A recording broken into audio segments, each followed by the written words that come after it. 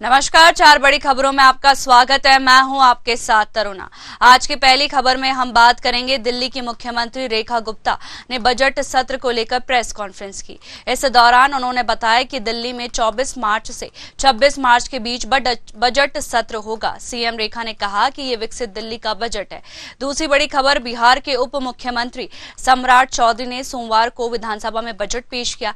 इस साल होने जा रहे विधानसभा चुनाव से पहले नीतीश कुमार सरकार का ये आखिरी बजट है। तीसरी बड़ी खबर, छत्तीसगढ़ विधानसभा में वित्त मंत्री ओपी चौधरी ने 1,62,100 करोड़ का बजट पेश किया, जो पिछले साल की तुलना 12% ज्यादा है। ओपी चौधरी ने बजट में ₹1 पेट्रोल सस्ता करने और सरकारी कर्मचारियों को 53% डीए की घोषणा की है। और चौथी बड़ी खबर, कांग्रेस नेता और पूर्व सांसद उदित राज ने आकाश आनंद को बहुजन समाज पार्टी के उत्तराधिकारी समेत सभी पदों से हटाए जाने के बाद इस पार्टी के कार्यकर्ताओं से कांग्रेस में शामिल होने का अनुरोध किया है। तो आइए शुरू करते हैं चार बड़ी खबरें।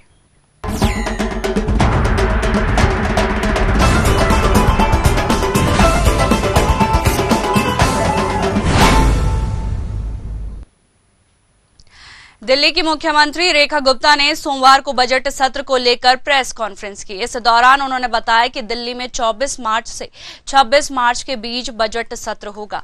सीएम रेखा गुप्ता ने कहा कि ये विकसित दिल्ली का बजट है। जनता से सुझावों के लिए एक व्हाट्सएप नंबर और एक वेबसाइट जारी की है।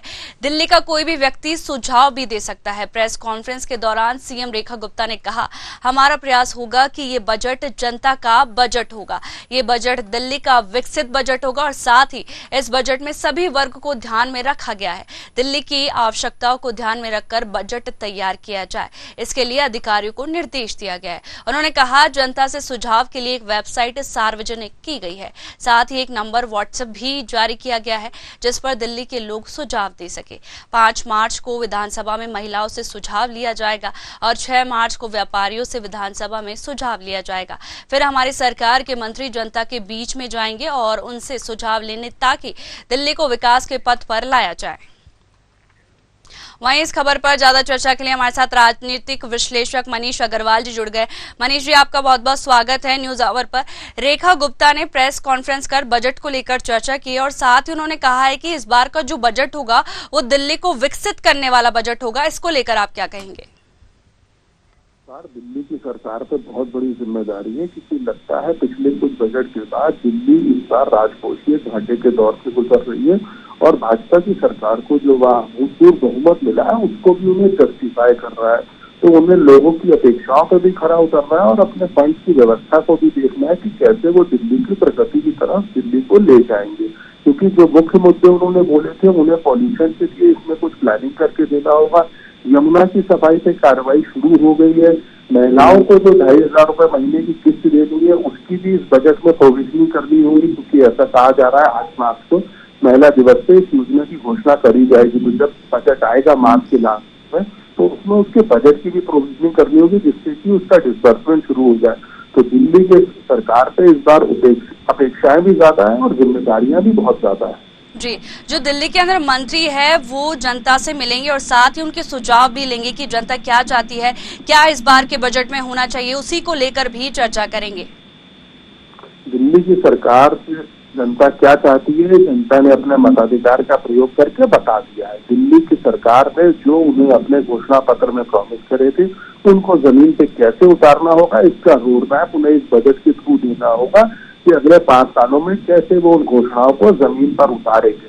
अगर दिल्ली की जनता उनकी घोषणाओं से खुश थी, उनकी घोषणाओं पर विश्वास कर रही थी, तभी उन्होंने इतना बड़ा मैंडेट उन्हें केजरीवाल जी के अगेंस्ट दिया है। फिर भी विधायकों का काम है जनता तक जाना, जनता की समस्याओं को सुनना, उनकी इच्छाओं को जानना और उसको लाके मुख्यमंत्री और वित्त मंत्री तक पहुंचाना। लेकिन मोर और लेस बजट घोषणा पत्र की छवि को ही आगे बढ़ाने के लिए होगा। जी, रेखा गुप्ता ने ये भी बयान दिया है कि जो जनता के एक एक वादे वो सारे पूरे किए जाएंगे। जनता के वादे पूरे करने का ही एक प्रारूप होता है बजट में। आप जनता को बताते हो कि आप साल भर में क्या खर्चा करोगे, क्या आपकी आय के स्रोत है, लेकिन उसी के साथ आपको उन खर्चों को भी बताना पड़ेगा जो आप जनता से वादा करके आए हो। जैसे महिला सम्मान निधि है और ये यमुना का रिवाइवल प्लान है, और उसके संग ही आपने जो पॉल्यूशन का क्या रोड मैप आप बनाते हो, क्योंकि जब अगले साल के जाड़े आएंगे तो दिल्ली की सरकार और केंद्र सरकार इस बात पर किसी को दोष नहीं दे पाएगी कि ये समस्या अभी तक सही क्यों नहीं हुई है। तो उस समस्या को सही करने के लिए जो चीजों की जरूरत है वो इसी बजट में प्लान करके अभी से इम्प्लीमेंट करी जाएंगी, तभी उसका नवंबर दिसंबर में कुछ बदलाव दिखेगा। और कौन कौन से मुद्दे हैं जो कि बजट सत्र में उठाए जा सकते हैं? बजट सत्र में जो सीएजी की रिपोर्ट आई है, इनके भी मुद्दे उठेंगे कि इनसे क्या घाटे हुए हैं और इनका सुधार कैसे करा जा सकता है। क्योंकि आप मोहल्ला क्लिनिक का नाम बदल सकते हो, लेकिन जब माननीय प्रधानमंत्री जी ने कहा था कि अब दिल्ली की किसी भी योजना को बंद नहीं करेंगे, तो आपको उसको चलाने का प्रारूप भी देना होगा। केजरीवाल जी के समय में मोहल्ला क्लिनिक वगैरह की जो स्थिति खराब थी वो आगे कैसे संभलेगी, वो प्लान आपको देना पड़ेगा। आप स्वास्थ्य शिक्षा पे जो उनका विरोध करते थे, तो आप स्वास्थ्य और शिक्षा में क्या बेहतर करोगे, उसका रोड मैप आपको बजट के थ्रू देना पड़ेगा। जितनी भी आरोप आप केजरीवाल जी पे लगाते थे, अब उन आरोपों को जनता के समक्ष आप सही तो साबित कर पाए, तभी आपकी सरकार बनी है इतने बड़े बहुमत की। लेकिन आप उन आरोपों को दूर करते हुए वो जनता के हित में कैसे बदलेंगे, ये रोड मैप भी आपको देना पड़ेगा दिल्ली की जनता को। जी, कैग रिपोर्ट भी पेश की गई थी, उसी को लेकर जो सरकार है वो केजरीवाल पर निशाना साध दी, क्योंकि उन्होंने कुछ काम नहीं किया और काफी समय से कैग रिपोर्ट जो थी वो पेश भी नहीं की गई थी। बिल्कुल सही है, लेकिन कैग रिपोर्ट पेश करने के बाद आपने केजरीवाल जी पे जो आरोप लगाने थे वो लगा दिए, लेकिन उस कैग रिपोर्ट की जो खामियां हैं या केजरीवाल जी जो गलतियां कर रहे थे वो भी पूरी करना दिल्ली सरकार का ही दायित्व जो अब आई है। तो दिल्ली सरकार को अब यही देखना पड़ेगा कि अब गर्मी का सीजन जब आता है तो पानी की समस्याएं वैसी ना हो जैसे केजरीवाल जी के समय में थी, वरना वो जनता को क्या जवाब देंगे, उनसे क्या बेहतर कर रहे हैं। तो अभी मुझे लगता है मार्च लास्ट वीक में बजट आएगा और अप्रैल से गर्मियों की शुरुआत हो जाती है, तो सरकार को सबसे पहले जल व्यवस्था पे कोई न कोई ठोस निर्णय लेना होगा, जिससे कि दिल्ली की जनता जो है मई जून में पानी के जल की कमी से परेशान ना हो। 24 से 26 मार्च तक का बजट सत्र रखा गया, इतना कम समय क्यों रखा गया बजट सत्र का, आखिर वजह क्या है? देखिए, समय कम या ज्यादा नहीं होता, बजट का सत्र इतना ही बड़ा होता है। जैसे दिल्ली एक केंद्र शासित प्रदेश, एक दिन बजट आता है, एक दिन उससे डिस्कशन होता है, बजट का समय इतना ज्यादा नहीं होता। आपको बजट को 1 अप्रैल से इम्प्लीमेंट करना होगा, तो आपके पास समय कम है। आपको रोड मैप को लाके क्रियान्वित करने में ज्यादा ध्यान देना चाहिए, न कि ये कि बजट सत्र 10 दिन चलता रहे, लेकिन उस योजनाओं को कैसे अमल करा जाएगा वो रोड मैप बनाना ज्यादा जरूरी है। जी, तमाम जानकारियों के लिए आपका बहुत बहुत शुक्रिया।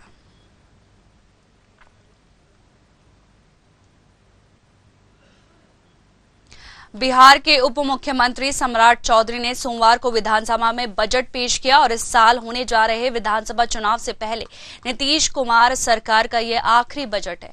पिछले साल राज्य के वित्त मंत्री बनाए गए भारतीय जनता पार्टी के विधान पार्षद सम्राट चौधरी ने दूसरी बार बजट पेश किया। वित्त मंत्री सम्राट चौधरी ने कहा, केंद्र सरकार के साथ मिलकर राज्य का विकास किया जा रहा है। बिहार को प्राथमिकता देने के लिए प्रधानमंत्री जी का आभार। इस बार 54,575 करोड़ रुपए की मदद मिलने का अनुमान है। सीएम नीतीश कुमार के नेतृत्व में सरकार ने तेजी से विकास किया है। राज्य में स्वास्थ्य, इंफ्रास्ट्रक्चर, शिक्षा समेत कई क्षेत्रों में सुधार किया है। राजस्व बचत वित्तीय वर्ष 2025-26 में बचत 8,831 करोड़ रुपए रखा गया है। यह वित्त वर्ष 2025-26 से 28,159 करोड़ रुपए अधिक है। बता दें, वित्त मंत्री ने 3,17,000 रुपए का बजट पेश किया है। यह बजट पिछले बार की बजट से 38,000 करोड़ से अधिक है। सम्राट चौधरी ने कहा कि सरकार का मुख्य फोकस शिक्षा, स्वास्थ्य और रोजगार पर है। वहीं इस खबर पर ज्यादा चर्चा के लिए हमारे साथ राजनीतिक विश्लेषक डॉक्टर आलोक सोती जी जुड़ गए। आलोक जी, आपका बहुत बहुत स्वागत है न्यूज आवर पर। बिहार ने आज बजट पेश किया और नीतीश सरकार का यह आखिरी बजट है और इस बजट में शिक्षा, स्वास्थ्य पर मेन फोकस किया गया है। आप बिल्कुल ठीक कह रही हैं कि नीतीश सरकार का चुनाव पूर्व ये आखिरी हो सकता है, लेकिन ऐसा ना कीजिए। नीतीश सरकार जो है पुनः एक बार जो है चुन के आएगी, ऐसा उनको अनुमान है। हाँ, अभी उसमें सस्पेंस बना हुआ है। सस्पेंस बना हुआ है, लेकिन आपने देखा जिस तरीके से नीतीश साहब ने सवाती दी थी सम्राट जी को, तो उसे लग रहा था कि वो उस बजट से काफी खुश है, क्योंकि ये बजट जो था बीजेपी का ही आप बजट कह सकते हैं कि सम्राट जो है, चौधरी सम्राट जो है वो बीजेपी की पार्टी जो है। और अगर बजट में देखा जाए 3,17,000 करोड़ का था।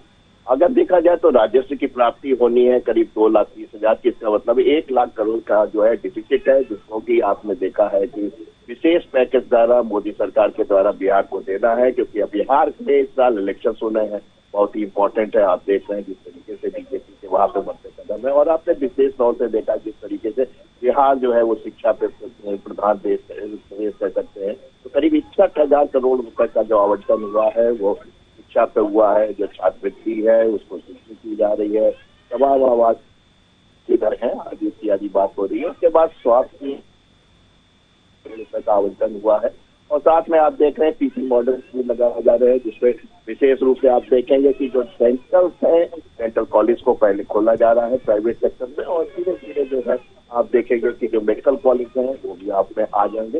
विशेषकर महिलाओं को दिया है, लेकिन एक ध्यान देने योग्य है कि अक्सर आपने देखा है, चाहे वो मध्य प्रदेश हो, चुनाव पूर्व जो है आपको लाडली बहना को देखा, या आपने अगर दिल्ली के चुनाव देखे होंगे तो 2,500 रुपए पर मंथ आपने महिलाओं को देखा।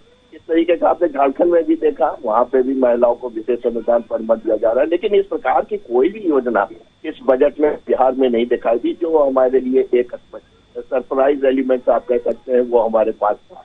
तो कुल मिला के जो बजट है आप देख रहे हैं, सड़कों के निर्माण पे काफी ध्यान दिया जा रहा है, और आपने देखा कि हवाई अड्डों को भी संख्या बढ़ाई जा रही है, उसमें भी आ रहा है। करीब 17,000 करोड़ रुपए इन्होंने सड़क के निर्माण में रखा है। आप जानते ही हैं बिहार में सड़कों की स्थिति खराब है। हवाई यात्रा के लिए उनके पास एयरपोर्ट नहीं है, उनको भी बस 7 एयरपोर्ट बनाने की बात इसमें कही जा रही है। तो कुल मिला के बेसिक इंफ्रास्ट्रक्चर पर भी काफी ध्यान दिया जा रहा है। जी, इस बार के बजट में नीतीश सरकार ने महिलाओं को बड़ी सौगात दी है, साथ ही स्कॉलरशिप 1,000 बढ़ाई गई है, साथ ही बस सेवा की गई है, और भी कई काम किए गए जिससे कि बिहार की आर्थिक स्थिति सुधर सके। यह आपने देखा कि जो पिंक बस सेवा की शुरुआत की है, जो कि महानगरों में होगी, जिसमें महिलाएं कंडक्टर होगी, महिलाएं चालक होंगी, और महिलाएं उसमें यात्रा की जाएगी। लेकिन यहाँ देखने वाली बात होगी क्या महिलाओं को टिकट के पैसे देने पड़ेंगे, क्योंकि आपने दिल्ली मॉडल में देखा कि महिलाओं के लिए टिकट फ्री होता है, वैसा क्या कोई मॉडल ये लाएंगे।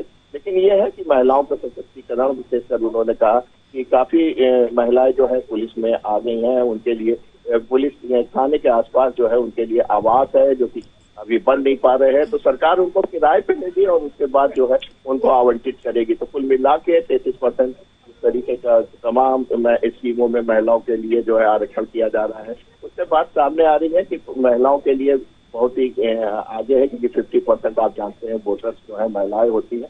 तो महिलाओं के लिए, विशेषकर बच्चों के लिए, स्कूली बच्चों के लिए, शिक्षा के लिए विशेष कार्य किया जा रहा है इस बजट में। सदन के दौरान विपक्ष ने कई मुद्दे उठाए और सरकार को घेरा और वॉकआउट करके चले गए सदन से। हम देख रहे थे उसकी कार्रवाई को, मैं देख रहा था लाइव, तो उसमें जो है सभापति जी ने कहा कि आपको पूरा मौका मिलेगा, आप तो जब अभी बजट को प्रस्तुत होने दीजिए, फिर जवाब सवाल का जब समय आएगा तब आप इस बात को करिएगा। लेकिन विपक्ष इस बात पे अड़ा रहा था, वो अपनी तुरंत बात कहना चाह रहा था, इसलिए वो वहां से जो है वॉकआउट करके चला गया। ये एक अच्छी बात नहीं है, मौका सबको मिलना चाहिए, डिस्कशन होना चाहिए, क्योंकि सरकार बजट जो है वो आम जनता के लिए, सरकार आम जनता के लिए होती है। तो इसलिए अगर डिस्कशन होता है, कोई अच्छी बात उभर के निकल के आती पक्ष विपक्ष दोनों से, तो उस जनता की भलाई के लिए है, क्योंकि चाहे पक्ष हो चाहे विपक्ष हो, वो जनता की भलाई के लिए है। तो एक जो है जो जिस तरीके से लोकतंत्र में, जमहूरियत में जिस तरीके का एक हम लोग का सिस्टम है, पॉलिटिकल सिस्टम है, उसमें जिस तरीके की बातें निकल के आती हैं, तो विपक्ष की भूमिका बड़ी महत्वपूर्ण होती है। इसलिए उनको अब इस तरीके के ट्रेडिशन बन चुके हैं। लेकिन बेहतर होता कि कुछ अच्छा डिस्कशन हो, क्योंकि हमें लग रहा है सत्र का पहला आखिरी दिन है, 28 तारीख से बजट सत्र आरंभ हुआ था, तो इसलिए हमें लगता है कि बहुत ज्यादा इस बजट पर डिस्कशन नहीं हो पाएगा। इसीलिए विपक्ष की नाराजगी थी और वो वॉकआउट कर जाए। जी, तमाम जानकारियों के लिए आपका बहुत बहुत शुक्रिया।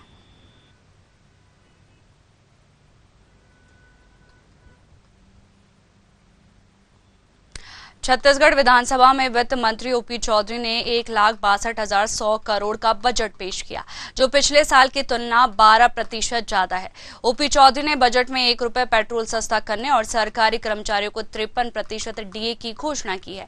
वित्त मंत्री ओपी चौधरी ने GATI थीम पर बजट पेश किया है। इसका मतलब जी गुड गवर्नेंस, ए मतलब एक्सीलेटरिंग इंफ्रास्ट्रक्चर, टी मतलब टेक्नोलॉजी और आई मतलब इंडस्ट्रियल ग्रोथ। इसके पहले चौधरी ने ज्ञान थीम पर बजट पेश किया था। इस दौरान ओपी चौधरी ने बताया कि महतारी वंदन योजना के लिए 5,000 और 500 करोड़, पीएम आवास के लिए 8,500 करोड़ और पीएम श्री स्कूल के लिए 277 करोड़, स्वास्थ्य योजनाओं के लिए 1,500 करोड़, रायपुर से दुर्ग के लिए मेट्रो रेल सर्वे के 5 करोड़ रुपए का प्रावधान किया गया है। ओपी चौधरी ने कहा कि रायपुर में IIM, AIIMS, NIT, IIT, Raipur में एक भी राष्ट्रीय स्तर का संस्थान नहीं था। आज रायपुर में आईएम भी है, एम्स भी है, एनआईटी भी है और ट्रिपल आईटी भी है। ओपी चौधरी ने कहा कि मोबाइल कनेक्टिविटी तकनीकी क्रांति की प्रेरक शक्ति है, लेकिन राज्य सरकार में ऐसे सुदूर क्षेत्र है जो भी दूर संचार क्रांति से वंचित है। इस कमी को दूर करने के लिए मुख्यमंत्री के निर्देश पर इस बजट में कई नई योजनाओं का प्रावधान किया गया है। इस योजना का नाम मुख्यमंत्री मोबाइल टावर योजना होगा।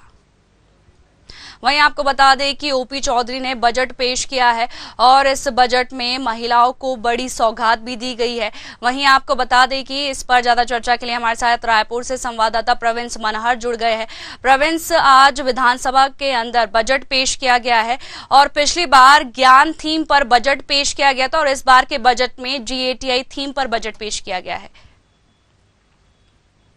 देखिए तरुणा, निश्चित तौर पे अगर हम बात करें आज, तो जिस तरीके से छत्तीसगढ़ सरकार अपना दूसरा बजट पेश कर चुकी है, छत्तीसगढ़ सरकार में वित्त मंत्री ओपी चौधरी जो है वो 1,60,000 करोड़ रुपए का आज बजट जो है सदन में रखा है। ये बजट आम बजट है, छत्तीसगढ़ के लोगों के लिए राहत देने वाली बजट जो है वो सरकार पेश करते हुए नजर आई। आपको बता दें कि इस बजट में काफी कुछ सभी को ध्यान रखा गया है, सभी वर्गों को ध्यान रखा गया है, चाहे हम किसानों की बात करें, युवाओं की बात करें, महिलाओं की बात करें, यूथ की बात करें, ये तमाम ऐसे वर्ग है जिनको इस बजट में जो है वो शामिल किया गया है।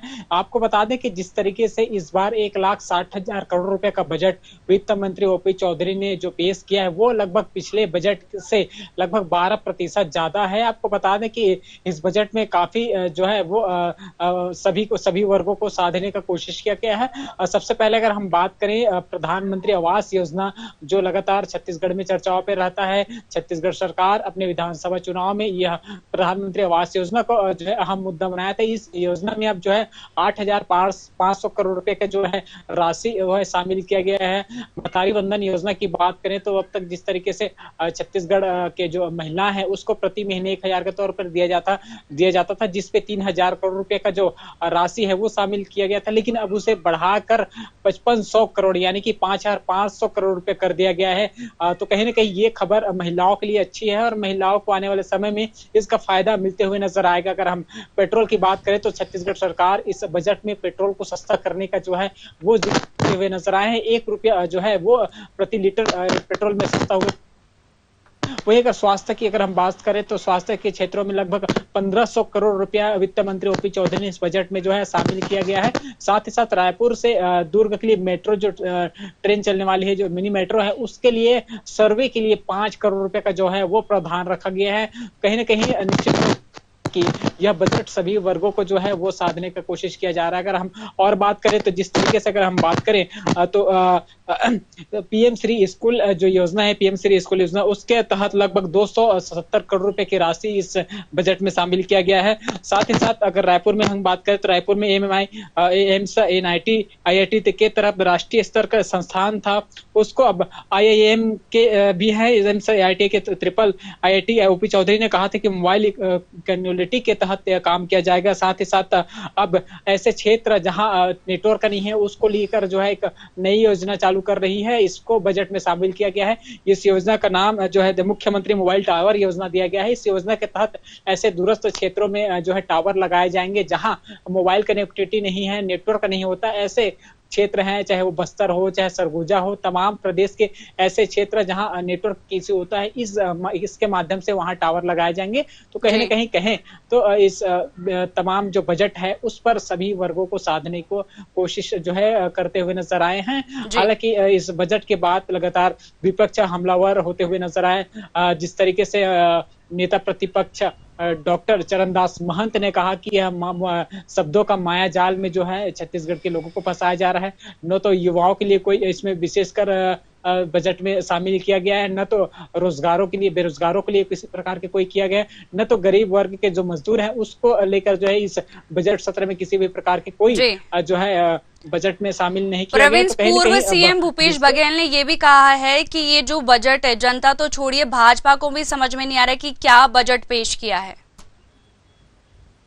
देखिए, निश्चित तौर पे जब बजट सत्र जब संपन्न हुआ, जब ओपी चौधरी अपने 2 घंटे के अभिभाषण के बाद जो है सदन में जो यह बजट रखा, उसके बाद जो विपक्ष के नेता हैं, चाहे वो पूर्व मुख्यमंत्री भूपेश बघेल की बात करें, नेता प्रतिपक्ष चरणदास महंत की बात करें, या फिर विधायक कांग्रेस विधायक रामकुमार यादव की बात करें, तमाम जो विपक्ष के विधायक है उनकी प्रतिक्रिया आने लगा है, सामने आते हुए नजर आ रही है। वहीं पूर्व मुख्यमंत्री भूपेश बघेल ने यह बजट निराशाजनक बजट है, यह बजट तो जो है भारतीय जनता पार्टी के लोगों को भी सही समझ नहीं आ रहा है, तो कहीं ना कहीं अब विपक्ष जो है वो इस बजट को लेकर सवाल खड़े करते हुए नजर आ रहे हैं, चाहे वो पूर्व मुख्यमंत्री भूपेश बघेल हो, डॉक्टर चरणदास महंत, तमाम जो विपक्ष के जो बड़े नेता है वो इस बजट को लेकर अब कहीं ना कहीं भारतीय जनता पार्टी के ऊपर तंज कसते हुए नजर आ रहे हैं। जी, तमाम जानकारी के लिए आपका बहुत बहुत शुक्रिया प्रवीण।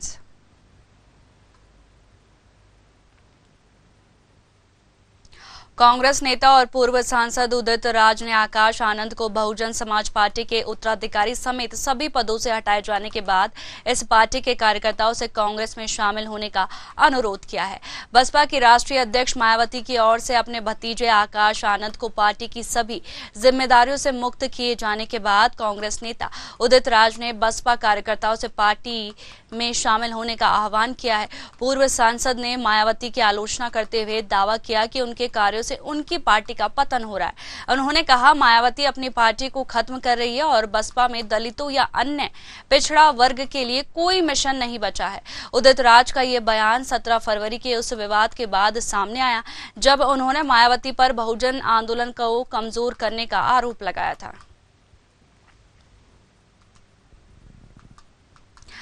आपको बता दें कि जब से आकाश आनंद को कोऑर्डिनेटर पद से हटाया गया है तब से सियासत तेज हो गई है। वहीं आपको बता दें कि जो उदित राज है वो बसपा कार्यकर्ताओं को कांग्रेस पार्टी में शामिल होने का न्योता दे रहे हैं। साथ ही उनका कहना है कि मायावती की आलोचना करते हुए दावा किया कि उनके कार्यों में उनकी पार्टी का पतन हो रहा है। साथ ही लगातार उदित राज निशाना साध रहे हैं मायावती पर और कह रहे कि जो बसपा का अब पतन हो चुका है। साथ ही बसपा कार्यकर्ताओं को कांग्रेस में शामिल होने का न्योता दिया है उदित राज ने। वहीं आपको बता दें कि मायावती अपनी पार्टी को खत्म कर रही है और बसपा में दलितों या अन्य पिछड़ा वर्ग के लिए कोई मिशन नहीं बचा है, और ये भी उदित राज ने कहा है।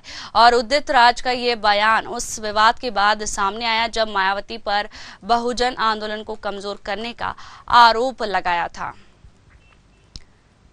बता दें कि आकाश को सभी पदों से हटाया गया है और ये ऐसा पहली बार नहीं है। इससे पहले भी पिछले साल भी आकाश आनंद को कोऑर्डिनेटर पद से हटाया गया था, क्योंकि जो वह अपना काम है परिपक्वता से नहीं कर रहे थे, ऐसा मायावती का कहना था। फिर वापस से उनको अपने वहीं इस पर ज्यादा चर्चा के लिए हमारे साथ लखनऊ से ब्यूरो हेड प्रशांत राव जुड़ गए हैं। प्रशांत, बसपा कार्यकर्ताओं को कांग्रेस का न्योता आया है जब से आकाश आनंद को पद से हटाया गया है। बिल्कुल, तो मैं आपको बता दूं कि जिस तरीके से जो कांग्रेस के नेता है डॉक्टर उदित राज, उन्होंने प्रेस कॉन्फ्रेंस करके बसपा नेताओं को कांग्रेस में आने को लेकर निमंत्रण भेजा है, और इसके साथ ही ये पहला कोई काम डॉक्टर उदित राज का नहीं है। डॉक्टर उदित राज की है वो केवल बीएसपी के विरोध से ही चलती है। बीएसपी का विरोध करके ही उदित राज जिस तरीके से अपनी यहाँ पैठ जमाना चाह रहे हैं, लेकिन आज तक उन्हें कभी भी जो है यहाँ पर दलित वर्ग ने कोई स्थान नहीं दिया है। इसीलिए वो ऐसी बातें केवल खींच उतारने के लिए करते रहते हैं। कहा है कि इस तरीके से दलित उनका गला घूटती आ रही है। ऐसे में जो 17 तारीख को यहाँ बयान दिया था लखनऊ में, तो उन्होंने कहा था कि मायावती को गला देना चाहिए, उनका बयान जो है उस पर विरोध हुआ और बीएसपी ने लगातार इस विरोध प्रदर्शन में डॉक्टर उदित राज को कांग्रेस से बाहर किए जाने को लेकर कांग्रेस पार्टी के नेतृत्व से मांग की थी, और इसके साथ ही पुलिस से भी मामले में डॉक्टर उदित राज पर एफआईआर करने की यहाँ उन्होंने मांग रखी थी। डॉक्टर उदित राज जिस तरीके से लगातार बयानबाजी कर रहे हैं उससे कांग्रेस को नुकसान हो सकता है, लेकिन फायदा नहीं, क्योंकि राष्ट्रीय पार्टी है। राष्ट्रीय अध्यक्ष मायावती के ऊपर लगातार डॉक्टर उदित राज आरोप लगाते रहे हैं। मैं आपको बता दूं कि डॉक्टर उदित राज पहले भी बाबा साहब भीमराव अम्बेडकर के ऊपर कई बार उन्होंने गंभीर आरोप लगाए, उनके ऊपर उन्होंने कई ऐसी टिप्पणियां की है जिसके कारण उन्हें काफी नुकसान झेलना पड़ा है। और इसके साथ ही अगर देखा जाए कि अब वो कांग्रेस में शामिल हो गए हैं, तो कांग्रेस को कहीं कहीं यह फायदा पहुंचाना चाहते हैं, दलित वोट बैंक कांग्रेस को देना चाहते हैं, इसलिए की बयानबाजी बतानी जा रही है कि जिस तरीके से प्रदेश में दलितों का मोहभंग कांग्रेस से हुआ है, उसको चुनाव पाने की प्राप्ति कर रहे हैं, तो ऐसे में कांग्रेस ने भी डॉक्टर उदित राज को यहाँ पर जिम्मेदारी दी है। लेकिन अब कितने खड़े उतर पाते हैं तो आने वाले चुनाव के परिणाम बताएंगे। लेकिन 2024 के चुनाव परिणामों ने बता दिया कि डॉक्टर उदित राज जैसे नेताओं से कांग्रेस को फायदा नहीं होने वाला है। निश्चित तौर से देखिए, मायावती जो एक शख्सियत है, जो एक राजनीति है, जो एक पहचान है, जो डॉक्टर उदित राज अभी नहीं है। निश्चित तौर से वो मायावती को पूरे देश में एक सम्मान मिलता है और उसके साथ उनकी पार्टी की पहचान है। निश्चित तौर से ये बीएसपी का अंदरूनी नेता है। आकाश आनंद को पार्टी की जिम्मेदारियों से हटाया जाना सभी दलों में होता है, कोई भी दल हो, कांग्रेस में तमाम बड़े नेताओं को हटाया गया है और यहाँ पर जो है तमाम जिम्मेदारियां जो कांग्रेस के शीर्ष नेतृत्व ने तमाम जो यहाँ पर कार्यकर्ता रहे उनको दी है। उसी तरीके से उसी क्रम में बहुजन समाज पार्टी की चीफ मायावती ने भी आकाश आनंद को हटाया, क्योंकि उनको डॉक्टर अशोक सिद्धार्थ कर्म रहे हैं, इससे पार्टी को काफी नुकसान हुआ है। डॉक्टर अशोक सिद्धार्थ ने उत्तर प्रदेश में बीएसपी को 2 दलों में बांटने का काम किया था और इसके साथ ही टिकट बंटवारे में जिस तरीके से गड़बड़ झाले हुए थे, उसमें भी डॉक्टर अशोक सिद्धार्थ के ऊपर काफी आरोप थे, इसलिए बहन जी ने उनको पार्टी से निकाला। लेकिन क्योंकि आकाश आनंद उनके थे, निश्चित तौर से जो पत्नी है डॉक्टर प्रज्ञा, वो लगातार आकाश के ऊपर यहाँ पर दबाव बना रही थी, इसीलिए जी प्रशांत, अब देखना होगा कि जो आकाश आनंद है वो कांग्रेस में शामिल होते हैं या नहीं। तमाम जानकारियों के लिए आपका बहुत बहुत शुक्रिया।